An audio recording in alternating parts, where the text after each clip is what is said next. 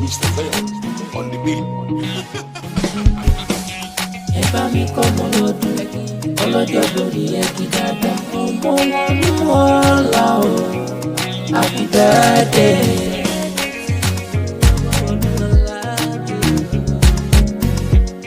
Happy birthday to you, pretty like an angel.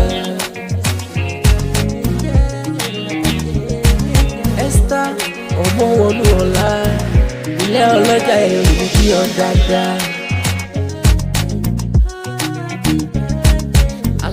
Ọjọ́ ayọ̀ rẹ̀ gangan lè dìde, àyájọ́ tàbí ọ̀gangan ni. Ọ̀rọ̀ rẹ̀ tọ́pẹ́, òtúrọ̀ ọdún tuntun.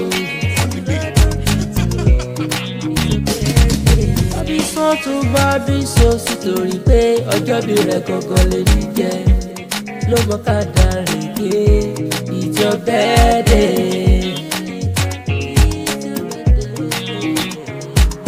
Àpò pépò rẹ̀ bí ọmọ happy birthday to you. Ẹ bá mi kọ́ ọmọ lọ́dún ọlọ́jọ́ lórí ẹ̀kí dáadáa Omowonuolami o happy birthday.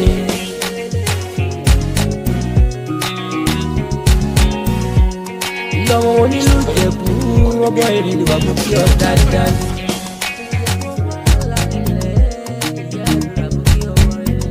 Ìrọ̀rùn ló máa dúró bá dé adúrú gbóṣù pàdé yẹyẹ.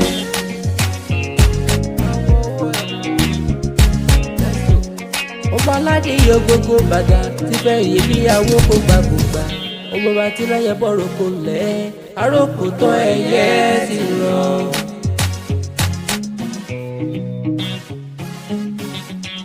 Ọba adìyẹ bá lórokù àìrókù bẹ́ẹ̀ ló ra adìyẹ ní. Ìlọ́gbò onígbò bá dé tàbí onígbò báwọ̀ lẹ́yìn. Àjòjì tó báwọ̀ gbòòrò ó sì dẹni ẹbọ. Èyí tó báwọ̀ gbòòrò ó ní kí tẹ̀mọ́ lẹ́yìn ní. Ìbẹ́yìn ilẹ̀ sí lọ́wọ́ dọ́là kó òyìnbó tó dé. Òyìnbó tún wá dé tán.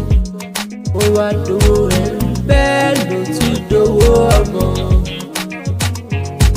Esther ọdúnyà sọ́ọ́sì rẹ̀ o asọ́ọ́sì rẹ̀ ò dájú onífọdún lè ṣàṣe mọ́. Ẹ bá mi kọ́ ọmọ lọ́dún ọlọ́jọ́ lórí ẹ̀kí dáadáa Omowonuolami o happy birthday.